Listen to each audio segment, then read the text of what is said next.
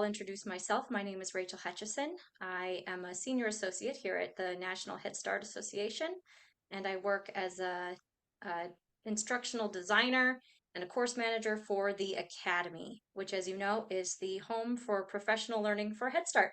So we're excited to have you here. Feel free to say hi in the chat. Let us know where you're coming in from. Always good to get together with the Head Start family.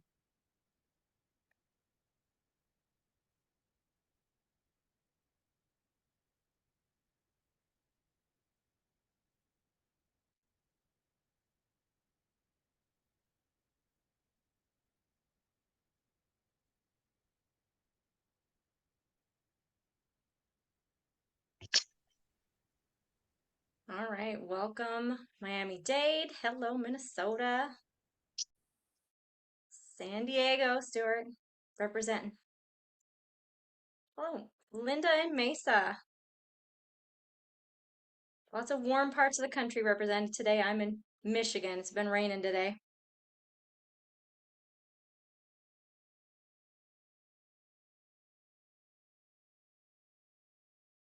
Hello, Tamara in Jonesboro.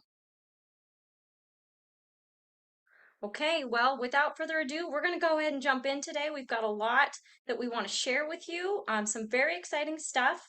A couple of housekeeping notes first. This presentation is being recorded, so if you have colleagues you want to share it with after the fact, that link will be made available to you. You'll also have access to the slides that Stuart is going to share. And if you have any questions along the way, please feel free to put them in the chat and we will go ahead and answer those for you towards the end of the presentation. And as you know, today's presentation is all about data literacy, the ability to communicate about the use of data and work your storytelling so that you can include data as a part of it. I'm going to not with any further ado introduce you to our speakers today, which is Stuart Jones, who's the CEO of Acorn Evaluation in San Diego, California. Jen Carroll, who is at the Community Action Partnership of North Alabama, the Assistant Director to Children's Services, and Leslie Scott, who's a mental health specialist, also with HAPNA. All right, Stuart, are you ready to take it away? I am. Thank you, Rachel. I really appreciate that. And thank you to you and Courtney and the NHSA team. So everybody's here. Good afternoon. I'm glad to see you all in our little Zoom. And to join with you, since you've all joined us here today, what you really want to know is, how does this program work and why does it exist? Should I do it? Is it a good fit for me? And I think the best way to do that is for us to take a very short amount of time to share a little bit with you about why and how it works, and then really to hear from two of your colleagues that are in Head Start, that run Head Start in the country, that graduated, and just hear about their experience and then leave time for end at the questions. And I think if my desired outcome was to be everybody knows a little bit more about it, can make an informed decision. That's what we want to achieve here. And we'll be out of here well before 12:30. So for all of you who are going, I tucked this in really quickly, or I don't know how long I'll stay on, we're going to make good use of your time today. I want to thank Leslie and Jen. They were both awesome learners in the program, students and learners. They're going to share their story with you, and they're busy at their Head Start. So they're taking time out of their day right now to share. So you can see them on the screen and say hi to them. They're in North Alabama. So that's far away from San Diego, but thank you both for being here today. I'm going to share my screen here. So this is where everybody's Zoom does all kinds of interesting things. So please wave at me if you can see it says why. I just want to make sure you can all say, okay, good. We're in good shape here. So I'll start with why. And before I start, I'll say I'm one of the instructors of the course. And my partner at Acorn Evaluation, Dr. Greg Dixon, he's a longtime professor. We built the course for you, and you are a Head Start manager or director. And one of the things we've been working with Head Starts for about 15 years, and one of the primary responsibilities you have is using data, what I would call down. And it doesn't necessarily mean down, it means to the side and with all your people, but it really means organizing and motivating and collecting and analyzing and just trying to tame all the data tasks you have with the centers, your teachers, your family advocates, your supervisors. Big task, right? And in addition to that, most of you are using data up. If you are the executive director, there's always stakeholders, boards, policy councils, the PIR that needs to be compiled every single year pretty much perfectly, telling stories of all kinds within a lot of different contexts. This is the reality of most Head Start professionals. So in order to design a data class, a data professional development opportunity, it can't be boring, it can't be not relevant to Head Start, and it can't not reflect the reality of what you face every single day. It has to match, it has to be helpful, it has to fit, and gosh, most importantly, it has to be worth your time. So what we've done in the course to help you, and I kind of place what we do underneath the U, tools that actually you can use every day, language that's unifying and makes sense, field tested best practices, stories from all the Head Starts who are doing terrific work, grab bag of resources, access to a network. It's fun to make friends from other Head Starts and have people to talk about, and in lots of ideas, endless ideas. Almost, I like to say, if the course goes well, everybody's appropriately agitated. I have all these ideas, and now I don't quite know what to do with it. I want to try this one. And it's really valuable professional development. And I just want to pause on that word to say professional development should be challenging, and it should be engaging, and it shouldn't be something you can kind of play in the background while you're doing something on your own. So before I move on to another slide, Leslie's here, Jen's here. I've made this conceptual argument that we built it for you. Without really talking about the class, I'll go with Leslie first. How does using data down resonate with you as a Head Start professional? Well, for me, it's motivational, and it serves a purpose to do the work that I do. I need that information to provide the best support in the classrooms and get that information from the teachers to make my decisions on how I provide that mental health support. So it just all the way around helps me do what I do. And I appreciate, Leslie. I feel this pull to want to work from you because you're like straightforward and say, this is what I need and this is how it works. So I think especially at Head Start, that's a relief. Cut to the chase, get me what I need. But toolkit is what I heard you say, like help me succeed, and help me succeed in a way my staff appreciate. Did they say that okay? I think so. And I think our teachers need to know why they're doing what they're doing. So we're able to explain that to them. And I think that's a big part of it, and why it's motivating, because it has a purpose. It's not just done for the sake of being done. And so if you're listening, I can see all your names on the screen.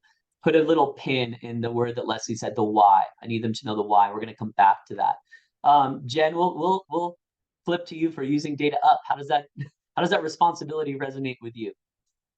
Using the data really resonates when you talk about it, because it's very important that, our funders, our stakeholders, our executive director, our Head Start director, they all know and can have confidence in our data.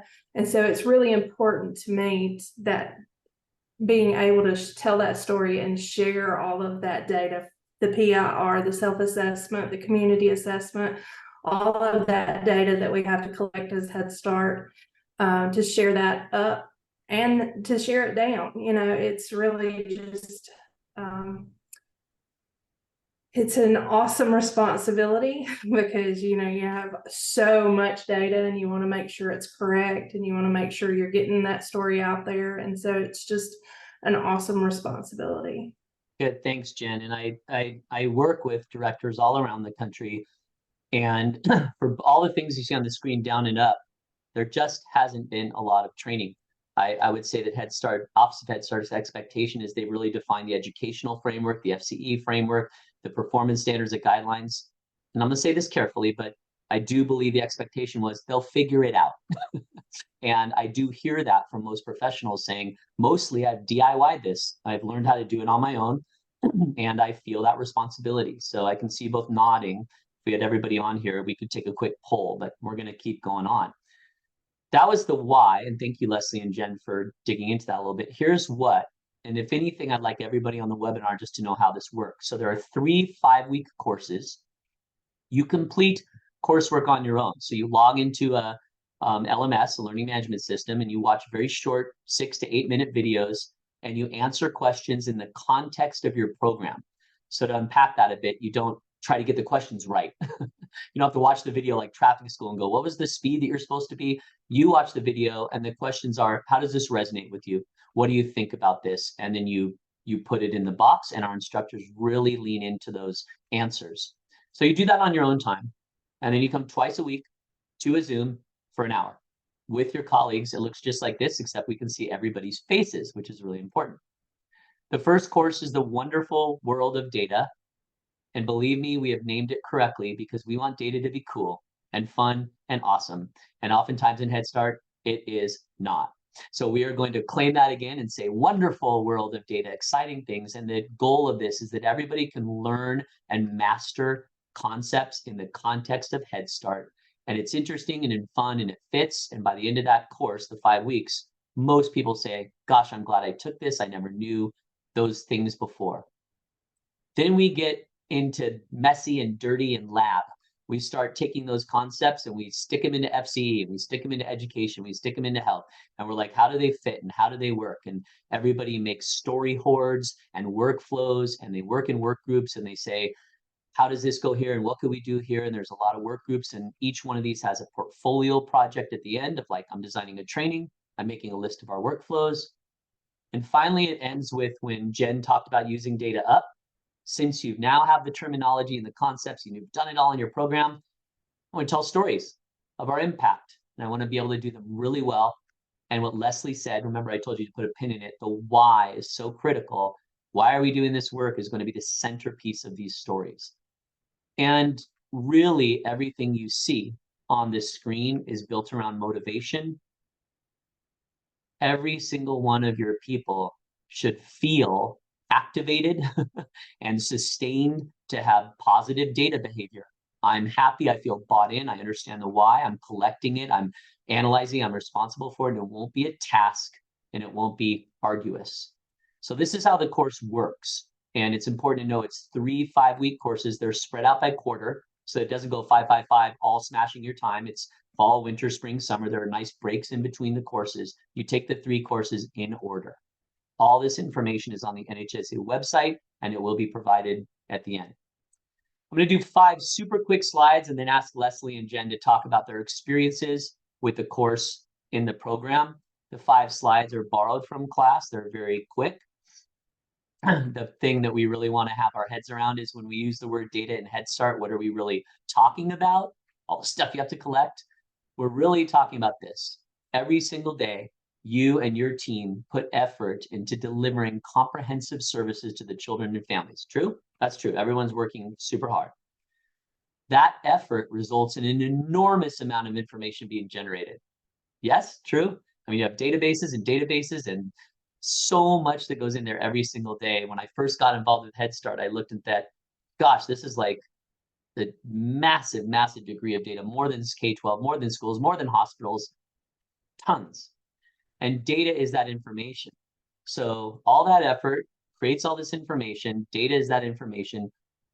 If you borrow something from the webinar, if you never come back and don't register for the class, take what you see on the screen in the yellow.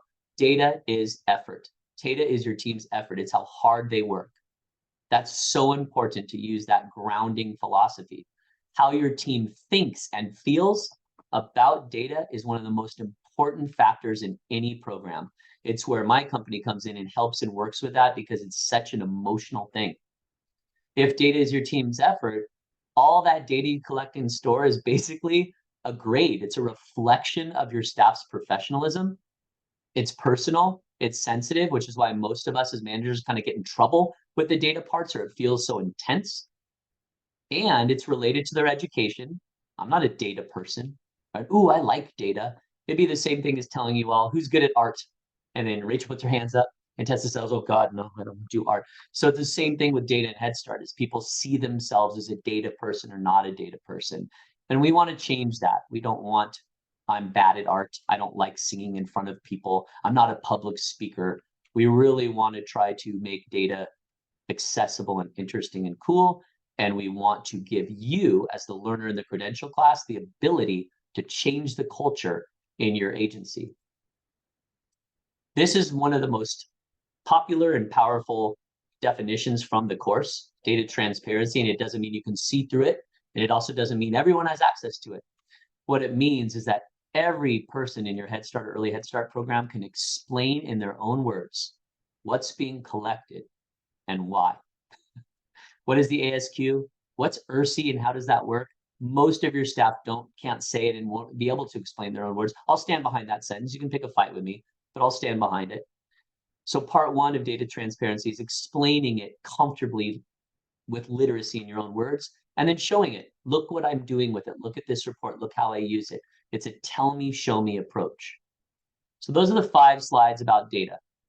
And I've kept data transparency on the board because in the course, all of the learners go, gosh, I want my staff to be able to do that so badly. I want all my family advocates to be able to do that. I want them to explain the strengths and needs assessment. I want them to understand how the Brigance works. I want them to talk about a workflow when somebody fails a hearing screening, everything that happens after that, and why, and then be able to show the parts of it. So I'm going to have Leslie go first here. Actually, have Jen go first here. And the 4 prompts on the screen kind of unpack data transparency. How are you doing? How's it going? What have you chosen to do? What's been tricky? And then really relate it back to the credential. So I'm going to go on mute now, Jen. I'm going to hand it off to you. Take it away. All right. So, the class has really led to a shifting of mindsets. For those who have participated in the class for our agency and taken that back and started shifting mindsets of the staff that they support.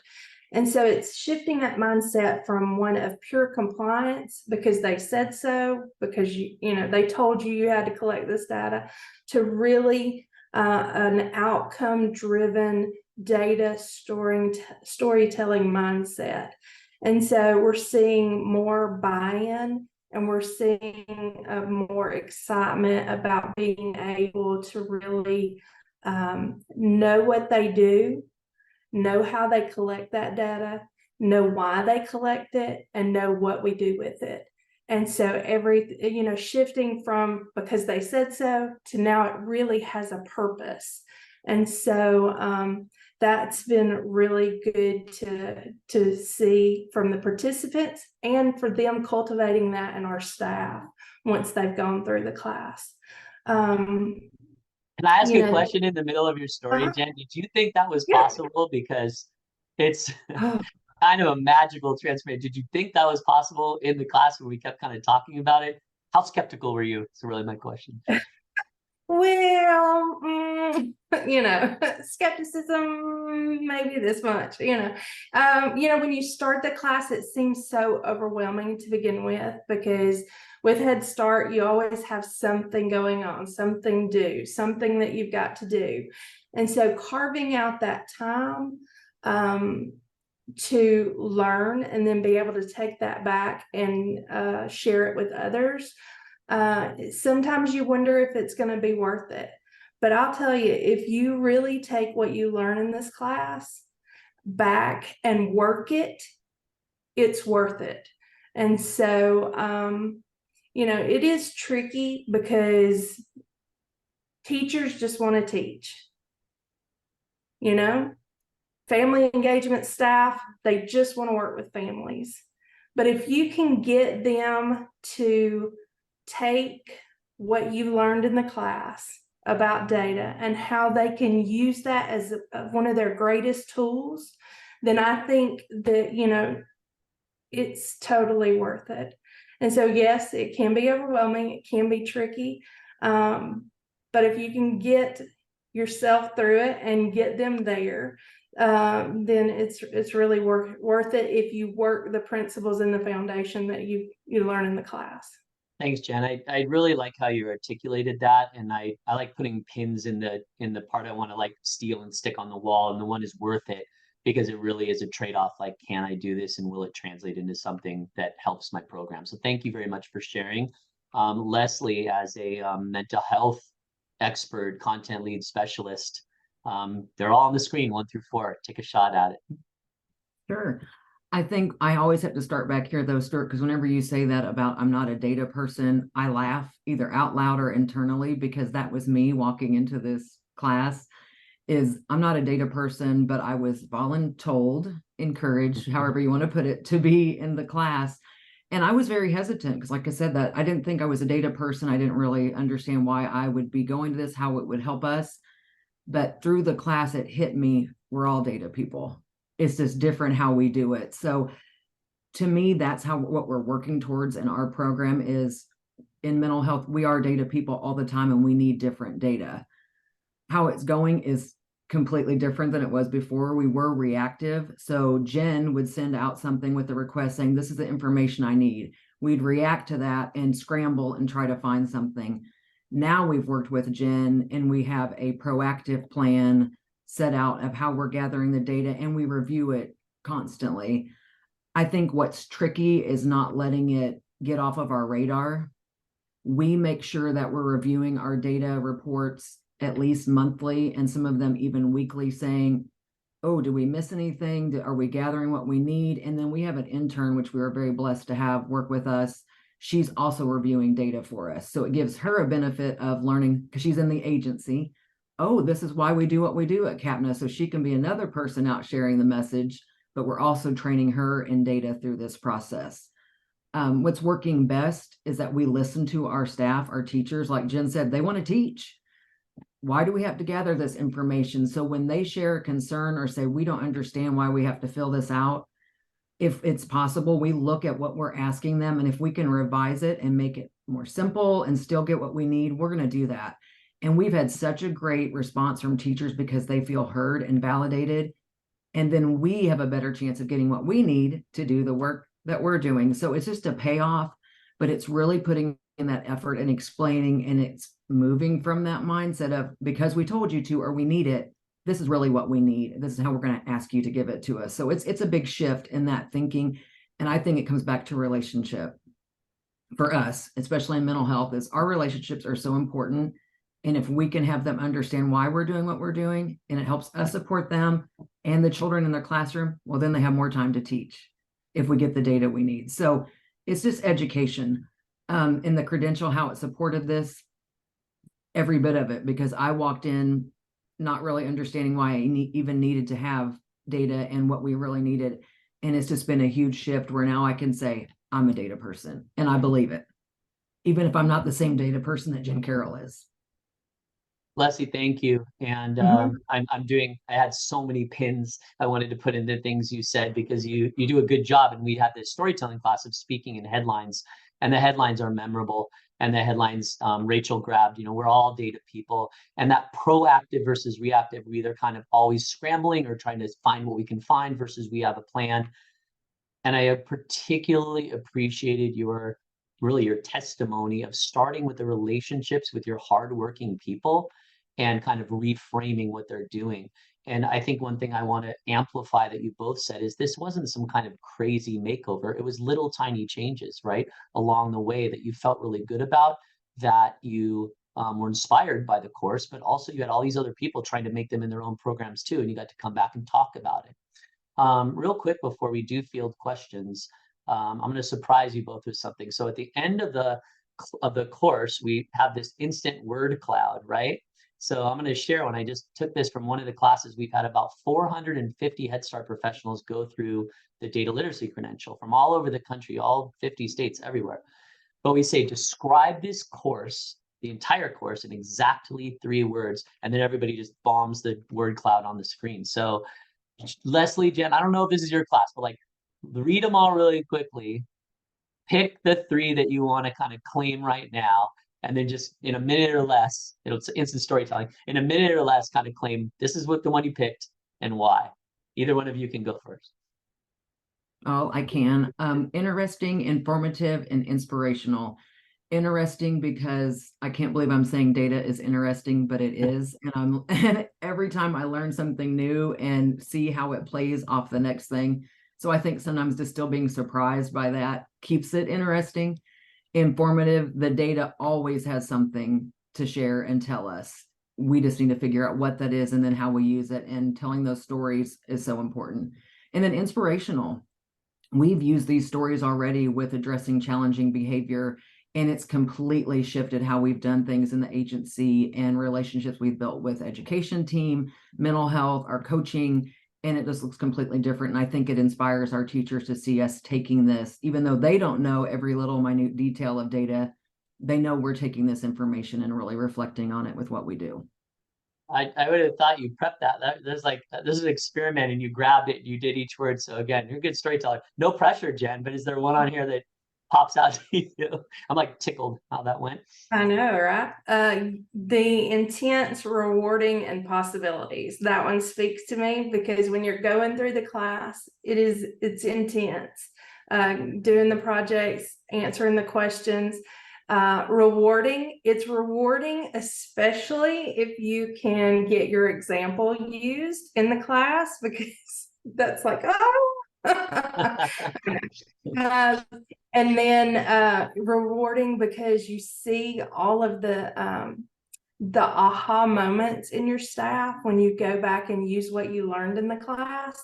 And then the possibilities are endless as long as you take that information and actually use it. And so a lot of times in Head Start, we learn stuff, we go to classes, we do courses, and then it's put in a binder and sat on the shelf. But if you use what you learn in this class and work it, it is completely worth it. Thanks, Jen. And I want to explain one thing you said for the people where if you get an example used in the class. So one of the pedagogy approaches, method and practice of teaching is pedagogy. One of the approaches we use is what they type in the box on their own time is going to be how the content lands with them. I snip that, I take that, and I put that on the screen in front of the whole class and say, here's what Jen said about this. And we have a little discussion or we amplify it. So Jen, I think you described, you're like, ooh, that's mine, which is kind of fun. But it also makes the class very personal. It's like we're actually using what the students and the learners say themselves. That's the important part of the course, isn't us talking at. That's why we have the course on your own time. The Zoom time is for us to all share and work together and make it really relevant to a Head Start program. So that's basically how it works. Okay, group who's here, I can see all of you. Rachel is really priming that chat, but if you do have questions, we have two people who have taken the entire course, Leslie and Jen here. Please do drop it in the chat and we can answer that. Otherwise, that is the extent of what we have to share, Rachel and Courtney. Well, I did get a couple of questions just directed at me because they're more logistical about the course. So I just wanted to highlight those real quick, which was asking like, when does the next cohort start and when do the meetings happen? Are there slots left? So let me just get that out of the way. Next cohort starts October 17th, and the meetings are on Tuesdays and Thursdays from 3 to 4 p.m. Eastern. So you can check your calendar, see if that works. And there are still some slots available in that next cohort coming up. So definitely feel free to join us. Also, how do we register? Great question. We're going to drop a link in the chat right now for the website. Registration there is as easy as clicking a link and making your way through. And as Jen and Leslie let you know, it's great to send multiple members of your team so that they can kind of crunch on this together. If you can't send everybody all at once, we offer this course 4 times a year. If you have any additional questions, that, you know, sometimes it just takes time, let it saturate and then come back. You can always reach out to us at the Academy, or you can contact Stuart's team directly. They have a support email address. We'll drop that in the chat for you as well. If you want like more information about the nitty-gritty of the course itself, they're very happy to help you with that. Not seeing any additional questions. The journey continues, and we hope that you will be on that journey with us. Thanks so much for joining us today. Thanks, everybody. Thank you, Leslie. Thank you, Jen, for taking your time to share. We appreciate that. Thank you for having us. Thanks so much, everybody, for coming. Go tell some stories, Head Start.